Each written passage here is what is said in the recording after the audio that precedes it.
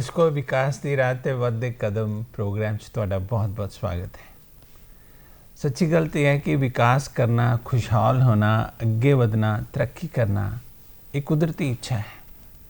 व्यक्ति, समाज, देश हर कोई अगे बढ़ना चाहता है। पर एक गल पक्की है कि कोई भी समाज उन्नी देर तक तरक्की नहीं कर सकता या अगे नहीं बढ़ सकता जिन्नी देर तक किसान खुशहाल ना हो।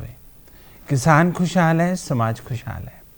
खास करके भारत में जिथे कि 3/4 लोग जड़े ने वो किसानी दे नाल, उहदे उत्पादन, वितरण ते बाजार दे नाल जुड़े हुए हैं। जे किसान तरक्की कर रहा है, समाज भी तरक्की कर रहा है। तो किसान कल्ला तरक्की नहीं कर सकता, उसनों कई तरह की सहायता, मदद ते नाल जुड़न की लोड़ है।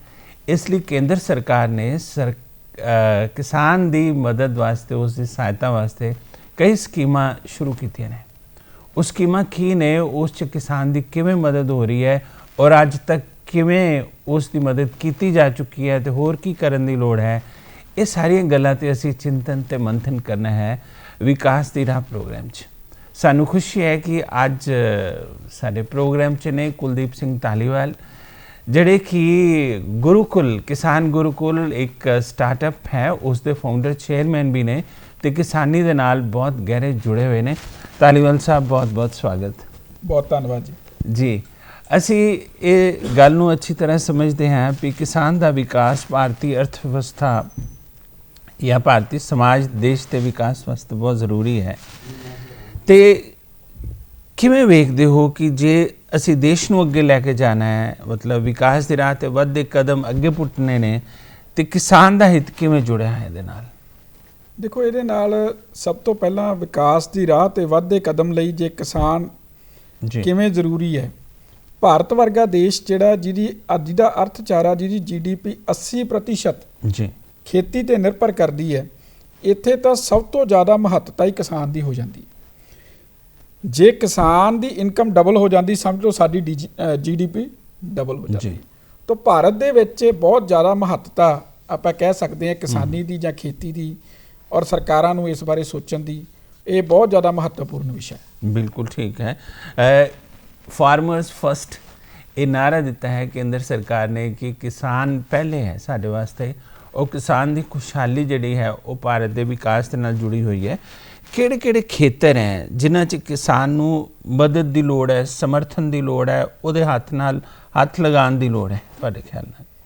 देखो, जदों ये भारतीय जनता पार्टी की नरेंद्र भाई मोदी जी की सरकार केंद्र दे विच आई है जी, तो उन्होंने आउण सार एक नारा दिता कि जिहड़ी खेती किसान की खेती इनकम है वो असीं दुगनी कर देनी जी। हुण वो दुगनी तो एक स्पष्ट अपने भी समझ आउंदा है कि इहदा मतलब भारत की GDP भी दुगनी इसे तरीके होएगी। जे किसान की आमदनी दुगनी होएगी, साडी GDP भी वधेगी। उहदे लई उन्होंने सारे विषय टच कीते। सब तो पहलां तां किसान का सन्मान बहाल करन वाल नूं उन्होंने किसान सम्मान निधि जिहड़ी है वो स्टार्ट की। वो जिहड़ी हैगी अज तक 1,80,000 करोड़ जिहड़ी अमाउंट है वो किसानां नूं दिता जा चुका है, और 1,80,000 करोड़ रुपये नाल तकरीबन 10 करोड़ किसान जिहड़े आ उन्हां नूं लाभ भी पहुँच चुके हैं जी। हुणे ही नवें साल ते भी जिहड़ी 20,000 करोड़ की किस्त है मानयोग प्रधानमंत्री ने सारिਆਂ ਦੇ खाते, और सब तो वड्डी गल इहदे विच विचोलगे ही खत्म करते, वो सीधा उन्हां दे खाते च पैसे जाने। जी। और उस तो बाद जिन्ने भी बाकी स्कीमां ने वो सारे विषय टच किए, जिवें सिंचाई आ, हर खेत नूं पानी देने वास्ते PM सिंचाई जिहड़ी प्रधानमंत्री सिंचाई योजना जिहड़ी है वो शुरू की है।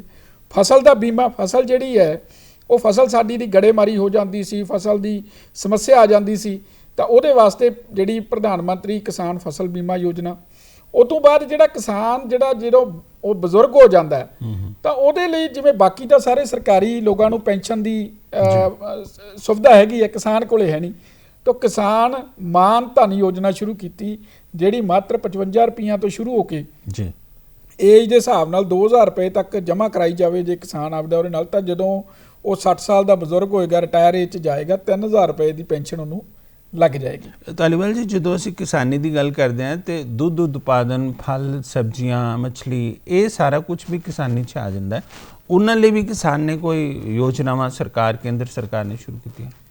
देखो, जिहड़ियां फूड प्रोसैसिंग दे विच या दूजियां सारियां योजनावां हैगियां ਉਹਦੇ ਵਿੱਚ ਮਹੱਤਵਪੂਰਨ ਯੋਜਨਾ ਇੱਕ ਸੰਪਦਾ ਯੋਜਨਾ ਹੈ ਜੀ ਕਿ ਜਿਵੇਂ ਜਿਹੜੇ ਵੀ ਕਿਸਾਨ ਵੀਰ ਭੈਣ ਭਰਾ ਜਿਹੜੇ ਉਹ ਦੁੱਧ ਉਤਪਾਦਨ ਕਰਦੇ ਹੈ, ਫਲ ਉਤਪਾਦਨ ਕਰਦੇ ਹੈ, ਤਾਂ ਫਲ ਨੂੰ ਜਾਂ ਦੁੱਧ ਨੂੰ ਸਿੱਧਾ ਲੈ ਕੇ ਨਾ ਬਾਜ਼ਾਰ ਦੇ ਵਿੱਚ ਜਾਣ। ਉਹ ਕੀ ਹੈ ਕਿ ਉਹ ਆਪਦਾ ਇੱਕ ਕਲਸਟਰ ਬਣਾਉਣ, ਗਰੁੱਪ ਬਣਾਉਣ, ਤਾਂ ਉਹ ਸੰਪਦਾ ਯੋਜਨਾ ਦੇ ਤਹਿਤ ਉਹਨਾਂ ਨੂੰ 10 ਕਰੋੜ ਤੱਕ ਦੀ ਗ੍ਰਾਂਟ ਮਿਲ ਸਕਦੀ ਹੈ ਜੀ। ਔਰ ਉਹ ਆਪਦਾ ਚਿਲਿੰਗ ਸੈਂਟਰ ਬਣਾ ਸਕਦੇ ਆ ਦੁੱਧ ਵਾਲੇ, ਜਿਹੜੇ ਫਲਾਂ ਵਾਲੇ ਆ ਉਹ ਆਪਦਾ ਪੈਕੇਜਿੰਗ ਯੂਨਿਟ ਲਗਾ ਸਕਦੇ ਆ। ਤਾਂ ਇਸ ਤਰ੍ਹਾਂ ਫੂਡ ਪ੍ਰੋਸੈਸਿੰਗ ਮਿਨਿਸਟਰੀ ਦੇ ਨਾਲ ਜੁੜ ਕੇ ਇੱਕ ਬਹੁਤ ਵੱਡਾ ਉਪਰਾਲਾ ਹੋ ਸਕਦਾ ਹੈ ਜੇ ਕਿਸਾਨ FPO ਬਣਾਉਣ ਤਾਂ, ਫਾਰਮਰ ਪ੍ਰੋਡਿਊਸਰ ਆਰਗੇਨਾਈਜੇਸ਼ਨ। ਜੀ, ਇਹ ਬਹੁਤ ਵੱਡੀ ਗੱਲ ਤੁਸੀਂ ਕੀਤੀ। ਫਾਰਮਰ ਪ੍ਰੋਡਿਊਸਰਸ ਮਤਲਬ ਖੇਤੀ ਉਤਪਾਦਨ ਸੰਘ ਜਿਹੜਾ ਹੈ, ਇੰਨੀ ਗੱਲ ਤੇ ਪੱਕੀ, ਕਿਸਾਨ ਵਪਾਰੀ ਨਹੀਂ ਹੈ, ਕਿਸਾਨ ਉਤਪਾਦਕ ਹੈ, ਕਿਸਾਨ ਅੰਨਦਾਤਾ ਹੈ। ਆਪਣੇ ਅੰਨ ਦਾ ਕਿਵੇਂ ਉਸਨੇ ਵਿਤਰਨ ਕਰਨਾ, ਕਿਵੇਂ ਬਾਜ਼ਾਰੀਕਰਨ ਕਰਨਾ ਹੈ, ਕਿਵੇਂ ਉਹਦਾ ਫਾਇਦਾ ਲੈਣਾ ਹੈ, ਇਹਦੇ ਬਾਰੇ ਜ਼ਿਆਦਾ ਉਸ ਨੂੰ ਪਤਾ ਨਹੀਂ ਹੈ। ਜਿਹੜੀਆਂ ਸਕੀਮਾਂ ਦੀ ਧਾਲੀਵਾਲ ਸਾਹਿਬ ਤੁਸੀਂ ਗੱਲ ਕੀਤੀ ਹੈ, ਇਹ ਕਿਸਾਨ ਤੱਕ ਪਹੁੰਚਣ, ਉਹਨੂੰ ਇਸ ਦੀ ਜਾਣਕਾਰੀ ਕਿਵੇਂ ਮਿਲੇ ਜਾਂ ਕਿਵੇਂ ਉਹ ਇਹਨਾਂ ਸਕੀਮਾਂ ਦੇ ਨੇੜੇ ਜਾ ਕੇ ਇਹਨਾਂ ਦਾ ਫਾਇਦਾ ਲੈ ਸਕੇ? ਦੇਖੋ, ਮਾਨਯੋਗ ਪ੍ਰਧਾਨ ਮੰਤਰੀ ਜੀ ਨੇ ਡਿਜੀਟਲ ਇੰਡੀਆ ਰਾਹੀਂ ਹਰੇਕ ਕਿਸਾਨ ਨੂੰ ਜੋੜਨ ਦੀ ਕੋਸ਼ਿਸ਼ ਕੀਤੀ, ਤਾਂ PM ਕਿਸਾਨ GOI ਇੱਕ ਐਪ ਬਣਾਈ ਹੈ ਜੀ। ਔਰ ਉਸ ਤੋਂ ਬਾਅਦ ਜੇ ਉਹ ਐਪ ਆਪਣੇ ਮੋਬਾਈਲ ਦੇ ਵਿੱਚ ਹੋਵੇ ਤਾਂ ਸਹਿਜੇ ਹੀ ਸਾਰੀਆਂ ਜਿਹੜੀਆਂ ਯੋਜਨਾਵਾਂ ਹੈ ਉਹ ਸਾਡੇ ਮੋਬਾਈਲ 'ਚ ਆ ਜਾਂਦੀਆਂ ਜੀ। ਉਸ ਤੋਂ ਬਾਅਦ ਇੱਕ ਚੈਨਲ ਜਿਹੜਾ DD ਕਿਸਾਨ ਸ਼ੁਰੂ ਕੀਤਾ, ਜਿਹੜਾ ਸਾਰੇ ਸਕੀਮਾਂ ਬਾਰੇ ਵਿਸਥਾਰ ਦੇ ਵਿੱਚ ਦੱਸਦਾ ਰਹਿੰਦਾ। ਉਸ ਤੋਂ ਬਾਅਦ ਜਿੰਨੇ KVKs ਹੈ ਉਹਨਾਂ ਦੇ ਵਿੱਚ ਪ੍ਰਚਾਰ ਪ੍ਰਸਾਰ ਹੁੰਦਾ। ਫਿਰ ਜਿਹੜੇ ਸਾਡੇ ਜ਼ਿਲ੍ਹਾ ਖੇਤੀਬਾੜੀ ਅਫਸਰ ਆ, ਉਹਨਾਂ ਨੇ ਕ੍ਰਿਸ਼ੀ ਮਿੱਤਰ ਪਿੰਡ ਦੇ ਵਿੱਚ ਜਿਹੜੇ ਹੈਗੇ ਆ ਉਹ ਪੁਆਇੰਟ ਕੀਤੇ ਹੋਏ ਜੀ। ਤਾਂ ਸਾਡੇ ਜਿਹੜੇ ਕ੍ਰਿਸ਼ੀ ਮਿੱਤਰ ਆ ਉਹਨਾਂ ਕੋਲੇ ਸਾਰੀਆਂ ਯੋਜਨਾਵਾਂ ਦਾ ਸਾਰ ਹੁੰਦਾ ਹੈ, ਪਰ ਫਿਰ ਵੀ ਜਿਹੜੀਆਂ ਯੋਜਨਾਵਾਂ ਉਹ ਐਂਡ ਤੱਕ ਲੇਟ ਪਹੁੰਚਦੀਆਂ, ਸਮਾਂ ਲੱਗ ਜਾਂਦਾ, ਟਾਰਗੇਟ ਵੀ ਹੁੰਦੇ ਆ। ਤਾਂ ਕਈ NGOs ਵੀ ਹੈਗੀਆਂ, ਜਿਵੇਂ ਸਾਡੀ ਵੀ ਇੱਕ ਸੰਸਥਾ ਹੈ ਜਿਹੜੀ ਕਿਸਾਨ ਗੁਰੂਕੁਲ ਹੈ, ਉਹ ਇਹ ਕੋਸ਼ਿਸ਼ ਕਰਦੀ ਹੈ ਕਿ ਜਿਹੜੀਆਂ ਯੋਜਨਾਵਾਂ ਉਹ ਕਿਸਾਨਾਂ ਤੱਕ ਅਸੀਂ ਸਿੱਧੇ ਰੂਪ 'ਚ ਜਿਹੜੀਆਂ ਹੈਗੀਆਂ ਉਹ ਲੈ ਕੇ ਜਾਈਏ।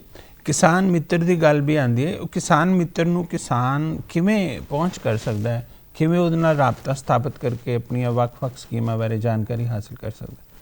ਕਿਸਾਨ ਮਿੱਤਰ ਜਿਹੜੇ ਹੈਗੇ ਆ ਉਹ ਪਿੰਡਾਂ ਦੇ ਵਿੱਚ ਕਲਸਟਰ ਜਿਹੜੇ ਤਿਆਰ ਕਰਦੇ ਆ, ਔਰ ਜਿਹੜੀਆਂ ਉਹਨਾਂ ਨੂੰ ਅਲੱਗ-ਅਲੱਗ ਟਾਰਗੇਟ ਮਿਲੇ ਹੁੰਦੇ ਆ, ਜਿਵੇਂ ਆਹ ਫਸਲ ਹੈ ਇੰਨੀ ਆਪਾਂ ਬਚਾਉਣੀ ਹੈ, ਸਕੀਮ ਹੈ ਜਿਵੇਂ ਪਰੰਪਰਾਗਤ ਕ੍ਰਿਸ਼ੀ ਵਿਕਾਸ ਯੋਜਨਾ ਹੈ। ਉਹ ਐਸੀ ਯੋਜਨਾ ਹੈ ਜਿਹਦੇ ਤਹਿਤ ਜਿਹੜੇ ਪਰੰਪਰਾਗਤ ਆਰਗੈਨਿਕ ਖੇਤੀ, ਜਿਹੜੀ ਪੁਰਾਣੀ ਆਪਣੀ ਖੇਤੀ ਸੀ, ਜਿਹਨੂੰ ਆਪਾਂ ਹੁਣ ਅੱਜ ਸਰਟੀਫਾਈਡ ਕਰੀਏ ਤਾਂ ਜੈਵਿਕ ਖੇਤੀ ਕਹਿਣ ਲੱਗ ਗਏ, ਨਹੀਂ ਅਸੀਂ ਤਾਂ ਪਹਿਲਾਂ ਹੀ ਜੈਵਿਕ ਕਰਦੇ ਸੀਗੇ। ਤਾਂ ਉਹ ਖੇਤੀ ਦੀ ਕਲਸਟਰ ਬਣਦੇ ਆ, ਤਾਂ ਉਹ ਕਲਸਟਰ ਵਾਈਜ਼ ਜਿਹੜੇ ਹੈਗੇ ਆ ਉਹਨਾਂ ਦਾ ਖਿਆਲ ਕ੍ਰਿਸ਼ੀ ਮਿੱਤਰ ਰੱਖਦੇ ਆ।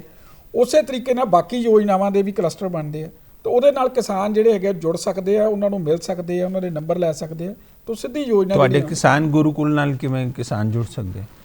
ਕਿਸਾਨ ਗੁਰੂਕੁਲ ਜਿਹੜਾ ਹੈਗਾ ਉਹ ਇਸੇ ਤਰੀਕੇ ਨਾਲ ਕ੍ਰਿਸ਼ੀ ਮਿੱਤਰਾਂ ਦੀ ਮਦਦ ਦੇ ਨਾਲ ਹੀ ਚੱਲਦਾ, ਔਰ ਜਿਹੜੇ ਕ੍ਰਿਸ਼ੀ ਵਿਕਾਸ ਕੇਂਦਰ ਹੈ ਉਹਨਾਂ ਦੀ ਮਦਦ ਦੇ ਨਾਲ ਚੱਲਦਾ। ਉੱਥੇ ਅਸੀਂ ਸੈਮੀਨਾਰ ਵੀ ਲਾਉਣੇ ਆ, ਪ੍ਰੋਗਰਾਮ ਵੀ ਲਾਉਣੇ ਆ, ਔਰ ਸਰਕਾਰੀ ਯੂਨੀਵਰਸਿਟੀਆਂ ਦੇ ਵਿੱਚ ਵੀ ਅਸੀਂ ਜੰਮੂ ਦੇ ਵਿੱਚ ਜਿਹੜਾ ਹੈਗਾ ਸ਼ੇਰੇ ਕਸ਼ਮੀਰ ਐਗਰੀਕਲਚਰ ਯੂਨੀਵਰਸਿਟੀ ਦੇ ਨਾਲ ਜੁੜੇ ਹੋਏ ਆ। ਉੱਥੇ ਅਸੀਂ 50,000 ਮਾਤਾਵਾਂ ਭੈਣਾਂ ਨੂੰ ਉਹਨਾਂ ਦੀ ਕੈਪੈਸਿਟੀ ਬਿਲਡਿੰਗ ਕਰਕੇ ਸੈਲਫ ਹੈਲਪ ਗਰੁੱਪ ਬਣਾ ਕੇ ਉਹਨਾਂ ਨੂੰ ਪ੍ਰੋਜੈਕਟ ਹਲਦੀ ਉਗਾਉਣ ਦੇ ਦਿੱਤੇ ਹੈਗੇ ਆ। इसको एक सब तो खुशी वाली गल है कि प्रधानमंत्री जी इन सारिया स्कीमां दे विच खुद दिलचस्पी लै रहे हैं और उन लोगों नाल मुलाकात भी करते हैं, खास करके किसानां दे नेड़े जाके उन्हां दी समस्यावां बारे सोचते हैं। असी तुहानूं कुछ इहो जी बाइट्स दिखा रहे हैं जिस च प्रधानमंत्री जी किसानां दे नाल मिल के उन्हां नाल गलबात सांझी कर रहे हैं।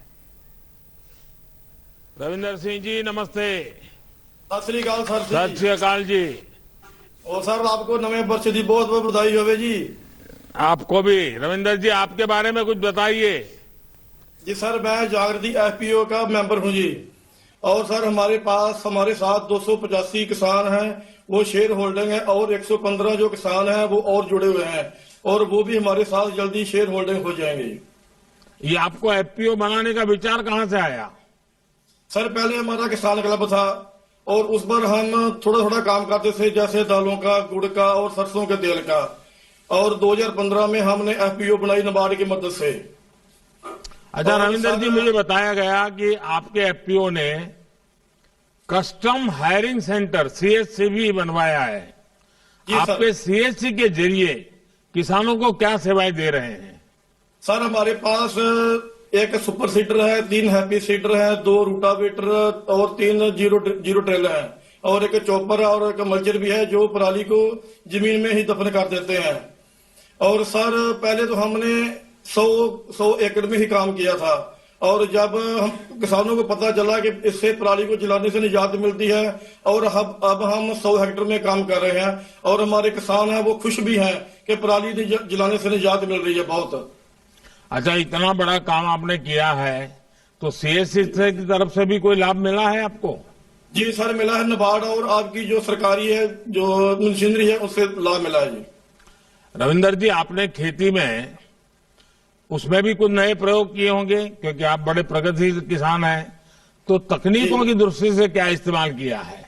जी सर, किए हैं। जैसे सीधी बिजाई है धान की, और सीधी बिजाई से ये है कि हमें पानी से भी छुटकारा पानी कम लगाने की जरूरत पड़ती है, और लेबर से भी थोड़ा फर्क पड़ता है।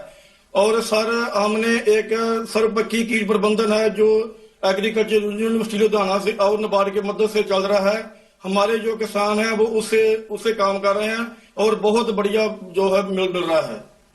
रविंदर जी, आपका काम हमारे पास, और सर एक है जो हमारे पास सुपर सीडर है, उससे जो पराली जमीन में दफन कर गेहूं की बिजाई जो बहुत बढ़िया होती है, उससे जो लेबर का और पैसों का भी पैसा जो फर्क पड़ता है। और सर हमने अपने किसानों के लिए इसको की एजेंसी, कैटल फीड की एजेंसी भी ले रखी है, जिससे कि किसानों को फायदा पड़ता है। जैसे बाजार में 1300 रुपए पर बैग मिलता है, और हम अपने किसानों को 1250 रुपए में ही बैग उपलब्ध करा देते हैं।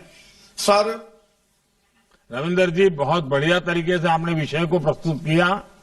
आपका काम पूरे देश के लिए एक प्रेरणा है। मैं चाहता हूं कि सभी किसान भाई पराली प्रबंधन से संबंधित जानकारी को ज्यादा से ज्यादा आप साझा करें। जैसे आप और आपके साथियों ने जिस तरह पराली प्रबंधन का कार्य बेहतर तरीके से किया है, आसपास के किसानों को प्रेरित करके पराली जलाने से रोका है, वो किसान और पर्यावरण दोनों के लिए लाभदायक है। पराली के वैकल्पिक उपयोग में पर्यावरण को लाभ होता है, साथ ही किसान की आर्थिक रूप से वो सशक्त होता है। आपको इस प्रयास के लिए मेरी तरफ से बहुत बहुत बधाई। सभी किसान भाइयों को मेरी तरफ से बधाई। ये सारा कुछ दर्शकों ये साबित करता है कि किसान जड़े ने वो प्रधानमंत्री जी दे दिल दे किन्ने करीब ने, और उन्हां विच कोई अंतर नहीं है। वो अपनी गल सीधी उन्हां तक पहुँचानी चाहते हैं। खास करके किसान उत्पादन संघ बारे गल हो रही है। तालीवाल साहब, इस थोड़ा होर जे रोशनी पाई जाए भी किसान उत्पादन संघ तो किवें किसान जड़े ने वो ज़्यादा फायदा लै सकते हैं और किसानी किते विच एक क्रांति आ सकती है। देखो, ਆਪਾਂ ਹੁਣੇ ਸੁਣਿਆ, ਸਾਰੇ ਦਰਸ਼ਕਾਂ ਨੇ ਵੀ ਸੁਣਿਆ ਕਿ ਮਾਨਯੋਗ ਪ੍ਰਧਾਨ ਮੰਤਰੀ ਕਿਸਾਨ ਉਤਪਾਦਕ ਸੰਗਠਨ ਨਾਲ ਸਿੱਧੀ ਗੱਲ ਕਰ ਰਹੇ ਜੀ। ਔਰ ਕਿਸਾਨ ਉਤਪਾਦਕ ਸੰਗਠਨ ਐਸੀ ਇੱਕ ਆਰਗੇਨਾਈਜੇਸ਼ਨ ਹੈ ਜਿਹੜੀ ਪੰਜਾਬ ਦੇ ਸਾਰੇ ਮਸਲਿਆਂ ਨੂੰ ਹੱਲ ਕਰ ਸਕਦੀ ਹੈ, ਔਰ ਇਹ ਪਿੰਡ ਸਾਡੀਆਂ ਬਣਨੀਆਂ ਚਾਹੀਦੀਆਂ। ਹੁਣ ਇਹ ਕਿਵੇਂ ਬਣ ਸਕਦੀਆਂ ਜੀ? ਜਿਹੜੇ ਕੋਈ ਛੋਟੇ ਕਿਸਾਨ ਹੈ ਜਿਹੜੇ ਠੇਕੇ ਤੇ ਜ਼ਮੀਨ ਲੈ ਕੇ ਵਾਹੁੰਦੇ, 2.5 ਕਿੱਲੇ ਦੀ ਆਪਦੀ ਵਾਹੀ ਹੁੰਦੀ ਹੈ, 25 ਏਕੜ ਜਿਹੜੀ ਹੈਗੀ ਆ ਉਹ ਠੇਕੇ ਤੇ ਲੈਂਦੇ। ਉਹ 5-7 ਭਰਾ ਹੁੰਦੇ ਆ, 150 ਕਿੱਲੇ ਦੀ ਵਾਹੀ ਕਰ ਰਹੇ ਹਨ। ਹੁਣ ਜੇ ਉਹ FPO ਬਣਾ ਲੈਣ ਤਾਂ ਸਰਕਾਰ ਉਹਨਾਂ ਨੂੰ 5 ਲੱਖ ਰੁਪਇਆ ਸਾਲਾਨਾ 5 ਸਾਲਾਂ ਤੱਕ ਉਸ ਆਰਗੇਨਾਈਜੇਸ਼ਨ ਨੂੰ ਚਲਾਉਣ ਵਾਸਤੇ ਦਿੰਦੀ ਹੈ। 5 ਲੱਖ ਰੁਪਏ 5 ਲੱਖ ਰੁਪਏ ਸਾਲਾਨਾ 5 ਸਾਲਾਂ ਤੱਕ ਦੇਗੀ, 25 ਲੱਖ ਰੁਪਏ। ਔਰ ਉਹਨਾਂ ਨੂੰ ਤੈਅ ਕਰਨਾ ਪਵੇਗਾ ਕਿ ਉਹ ਕਿਹੜੀ ਫਸਲ ਉਗਾਉਣਗੇ, ਕਿਵੇਂ ਉਹਦੀ ਪ੍ਰੋਸੈਸਿੰਗ ਕਰਨਗੇ, ਔਰ 2 ਕਰੋੜ ਰੁਪਏ ਤੱਕ ਦੀ ਉਹਨਾਂ ਨੂੰ ਬੈਂਕ ਗਰੰਟੀ ਮਿਲੇਗੀ ਕਿ ਜੇ ਉਹਦੀ ਪ੍ਰੋਸੈਸਿੰਗ ਕਰਨ ਲਈ, ਸਟੋਰੇਜ ਕਰਨ ਲਈ, ਕੁਝ ਵੀ ਜਿਹੜਾ ਉਹਦੇ 'ਚ ਐਡ ਔਨ ਕਰਨਾ ਪੋਸਟ ਹਾਰਵੈਸਟਿੰਗ, ਉਹਦੇ ਲਈ 2 ਕਰੋੜ ਦਾ ਉਹ ਫੰਡ ਲੈ ਸਕਦੇ ਆ ਜੀ। ਤਾਂ ਇਹ ਸਾਰੀਆਂ ਚੀਜ਼ਾਂ ਜਿਹੜੀਆਂ ਹੈਗੀਆਂ, ਇਹ ਕਿਸਾਨ ਉਤਪਾਦਕ ਸੰਗਠਨ, ਇੱਕ ਕਿਸਾਨ ਉਤਪਾਦਕ ਸੰਗਠਨ ਦੀ ਮੈਂ ਗੱਲ ਕਰ ਰਿਹਾ।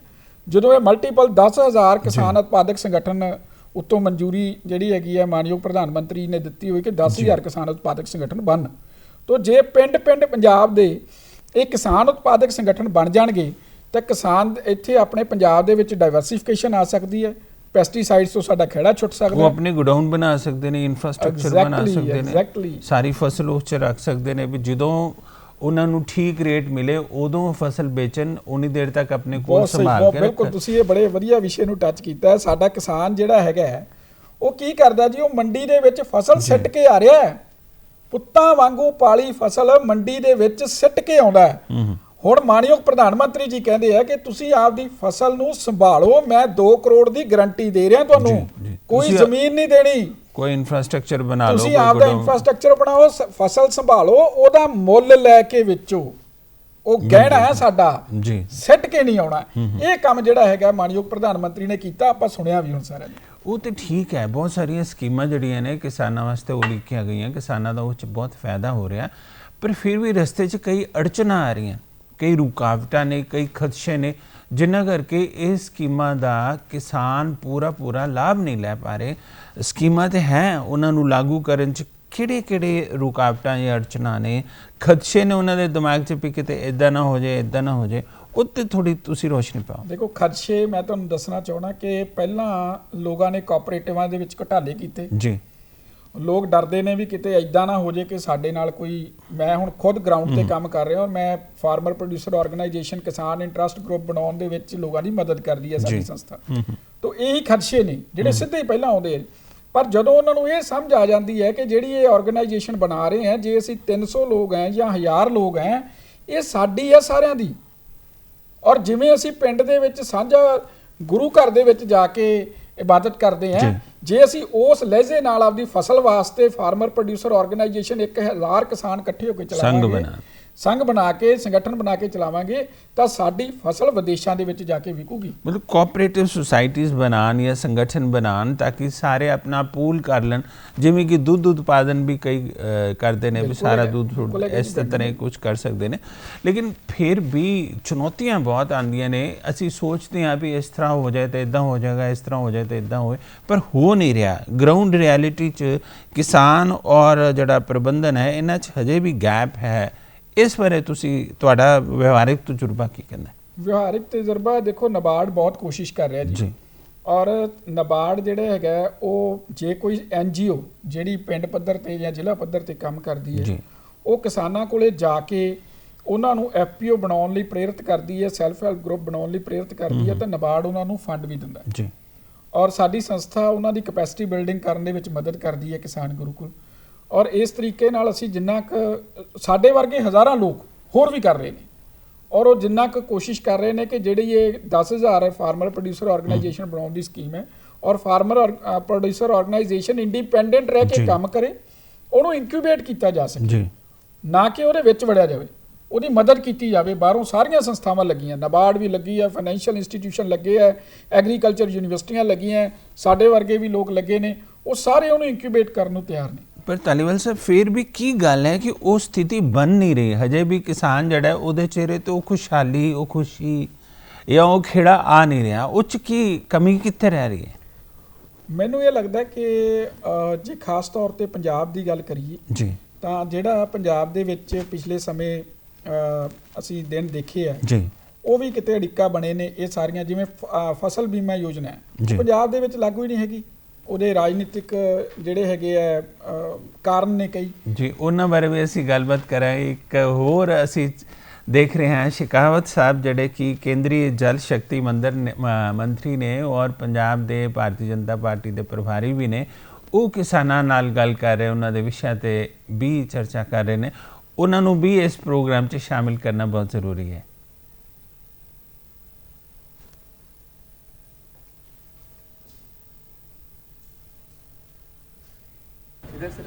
कांग्रेस की सरकार बहुत बड़े बड़ी बातें करती है, दावे करती है कि हमने कर्ज माफ़ी किया था मनमोहन सिंह जी के समय में।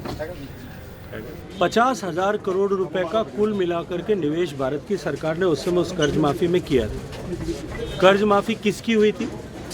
तो जिन लोगों ने जो पैसा नहीं भरा था उनकी हुई होगी, या किन लोगों को लाभ हुआ, मैं आज उसमें डिबेटेबल विषय हो सकता है, मैं उसमें नहीं जाना चाहता। लेकिन माननीय प्रधानमंत्री जी ने हर किसान को पैसा मिले, इस लक्ष्य को लेकर के देश के 10 करोड़ किसानों के खाते में हर साल में जो है 60,000 करोड़ रुपया जाता है। जितना पैसा उन्होंने 10 साल में जितनी सहायता दी थी उतनी सहायता हर साल जा रही है, और 10 साल का अगर मैं कैलकुलेट करूंगा तो 6-7 लाख करोड़ रुपए किसान के खाते में जाने वाले हैं। जिस विषय की लेकर के बार बार चर्चा होती है, जो डॉक्टर स्वामीनाथन साहब की रिपोर्ट को लेकर के बार बार किसानों के क्षेत्र में उल्लेख किया जाता है, किसान आंदोलनों में किसानों के प्रदर्शन के समय जिसकी बात की जाती है, उन्होंने लैंड रिफॉर्म से लेकर के मार्केट रिफॉर्म्स तक जितने 10 तरह के रिकमेंडेशंस किए थे, उन 10 रिकमेंडेशंस पे अगर किसी एक सरकार ने एक साथ काम किया, वो मोदी जी की सरकार ने काम किया। और ये मैं कहूँ तो ठीक नहीं है, ये स्वामीनाथन साहब ने खुद ने ये बात कही है कि ये 10 जो है ये ਅਸੀਂ सुन रहे ਸੀਗੇ ਵੀ ਉਹ ਸਕੀਮ ਜਿਹਦੇ ਦੁਆਰਾ ਸਿੱਧਾ ਪੈਸਾ ਕਿਸਾਨਾਂ ਦੇ ਖਾਤੇ 'ਚ ਜਾ ਰਿਹਾ, 1,80,000 करोड़ रुपया आज तक जा भी चुका है, 3 किश्त जा चुकी हैं, तो चौथी किश्त भी आ जाएगी थोड़ी देर तक। और एक बहुत वड्डी योजना है जिसका किसान सम्मान निधि भी कह सकते हो, इस तो अलावा मान धन योजना है, खेती सिंचाई योजना है, फसल बीमा योजना है, क्रेडिट कार्ड योजनावां, बहुत सारिया योजनावां किसानां लई उलीकियां गईयां।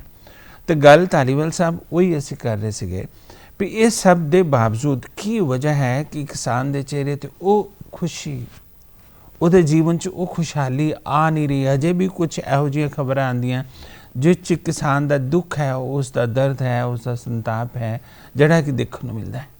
देखो मैं ਇਹਨੂੰ बड़े थोड़े शब्दों च बयान करने की कोशिश करांगा कि ਜਿਹੜਾ किसान ਆਪਾਂ ਇਦੋਂ ਪਹਿਲਾਂ ਜਿਹੜੇ ਚੱਕਰ ਚੁਲਝੇ ਹੋਏ ਆ, ਉਹ ਹੈ कि किसान ਆੜ੍ਹਤੀਏ ਤੋਂ ਪੈਸਾ ਲੈ ਕੇ ਆਉਂਦਾ ਜੀ, ਔਰ ਆਪਣਾ ਪੰਜਾਬ ਦਾ ਕਿਸਾਨ, ਔਰ ਉਹ ਸਿਰਫ ਸਰਕਾਰੀ ਜਿਹੜੀ ਸਰਕਾਰ ਨੇ ਫਸਲ ਚੱਕਣੀ ਆ ਉਹੀ ਫਸਲ ਬੀਜਦਾ ਜੀ, ਔਰ ਉਹ ਆੜ੍ਹਤੀਏ ਕੋਲੇ ਸਿੱਟ ਕੇ ਆ ਜਾਂਦਾ ਤੇ ਆਪਦੇ ਪੈਸਿਆਂ ਦਾ ਹਿਸਾਬ ਕਰਕੇ ਬਸ ਖਤਮ ਕਰ ਲੈਂਦਾ।